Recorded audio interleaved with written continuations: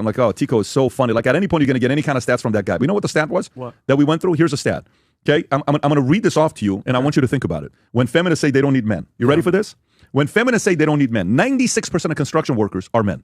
95% of electricians are men. 95% of plumbers are men. 98% of carpenters are men. 94% of HVAC technicians are men. 97% of mechanics are men. 96% of welders are men. 91% of truck drivers are men. And we know what the other 90% yeah, right, Marge. Yeah, 97% of roofers are men. 95% of oil rig workers are men. 90% of machine operators are men. Wow. 85% of network engineers are men. 91% of mechanical engineers are men. 86% of civil engineers are men. 96% of firefighters are men. 85% of police officers are men. 80% of military personnel are men. 90% of pilots are men. 94% of train operators are men. 92% of forklift operators are men. Wow. These are some of the riskiest jobs in the world. What about foreman, Pat? These are some of the riskiest jobs. Well, there's a 3%. And that foreman that you meet. There's always a 3%. Which, by the way, this leads me to James Brown was right when he said this is a man's world, but it would be nothing without a woman or a girl. And there is some truth behind it. The challenge that women have to understand is there's a big difference between in your life and in society.